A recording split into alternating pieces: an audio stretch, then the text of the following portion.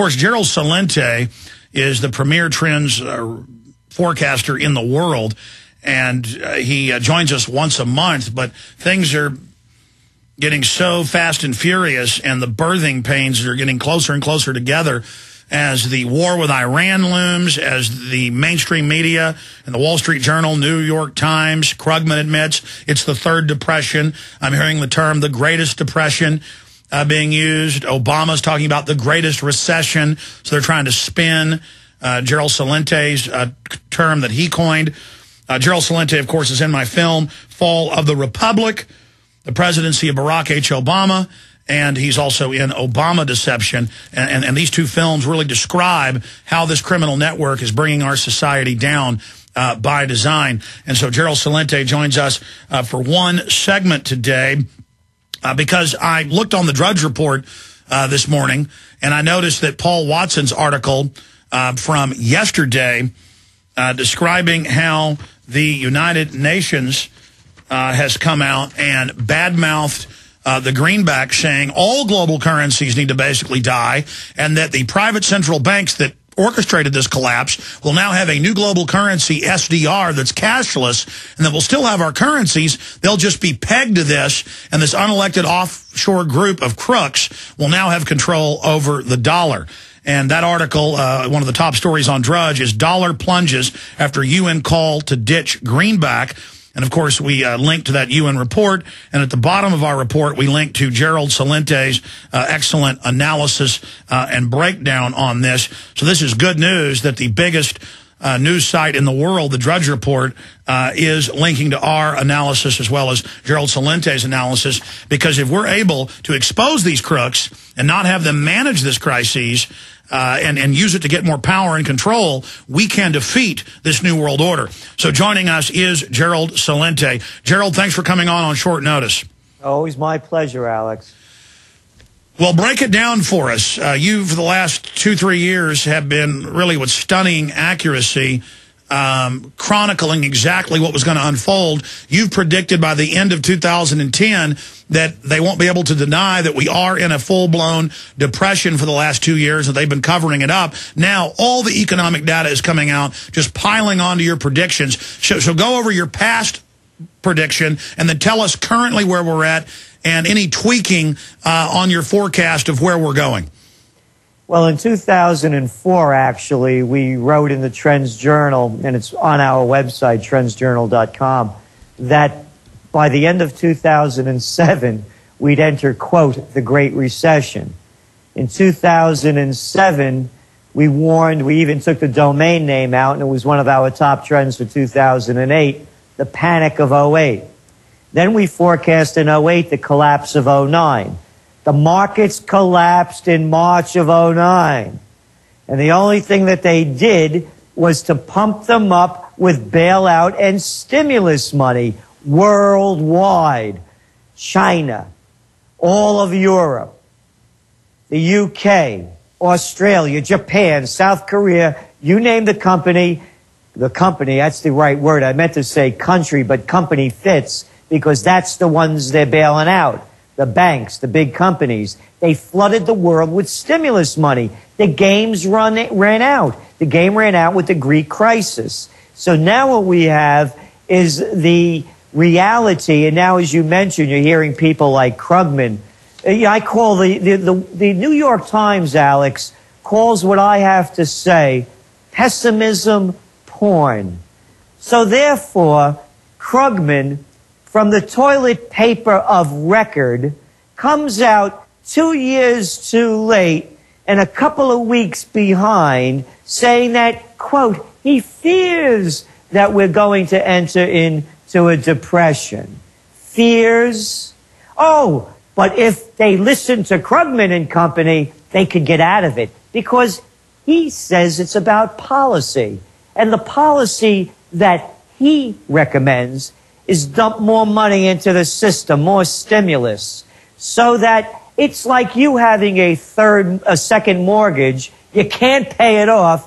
And I say, hey, listen, Alex, how about taking out a third mortgage so you could pile some more debt on top of it? So the game's run out.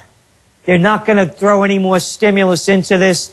It is austerity. Austerity means, by the way, you take pay cuts and you pay higher taxes to bail out the banks. We're going into the greatest depression.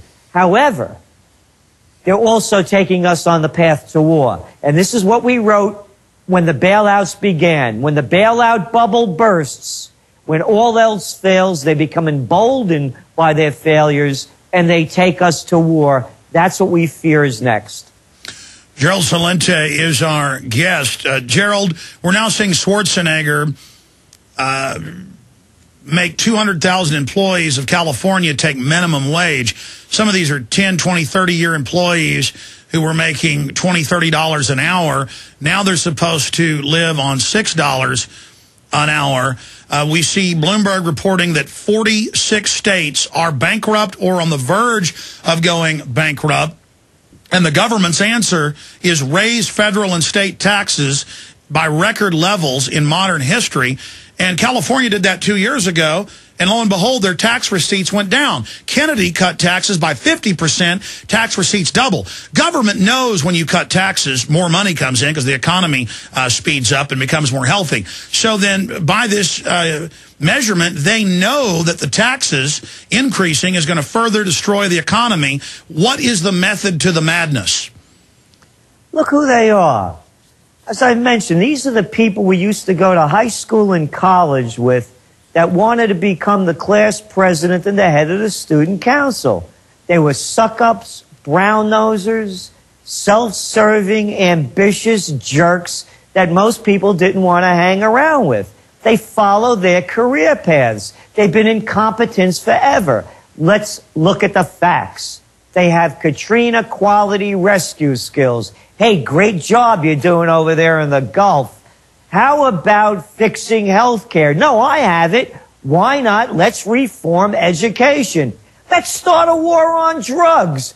Let's go bigger than that. Let's have wars in Afghanistan and Iraq. They're losers. Everything they touch, they turn to rot. They are incapable. And if you want to start cutting back, let's start cutting back on these jumbo jets that the secretaries of this and that ride around in. And every time they go and make a state visit, it's the same predictable scene. Here they are waving from the gangway to a crowd below of other dignitaries bowing and scraping when they roll out a red carpet and strike up the band. Who is kidding who with this stuff? They're robbing us blind. They're living like royalty. They're cutting back on everybody's salaries so the people at the top could keep the game going the same.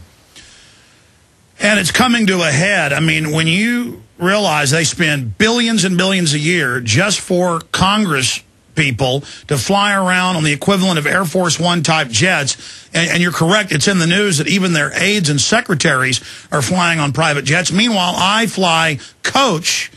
I mean, this cannot continue. It just shows their Marie Antoinette attitude. And speaking of that, this article, dollar plunge after UN called to ditch greenback. The G20 meets. These 20 central bankers, most of them Harvard, Yale, Princeton, Goldman Sachs alumni, they've stolen trillions of dollars publicly. They engineered the Ponzi scheme, and $1.2 billion is spent on their security. That is almost the budget of Toronto every year in 3 days. I mean, just to show how unsustainable this is, how they want to bankrupt us.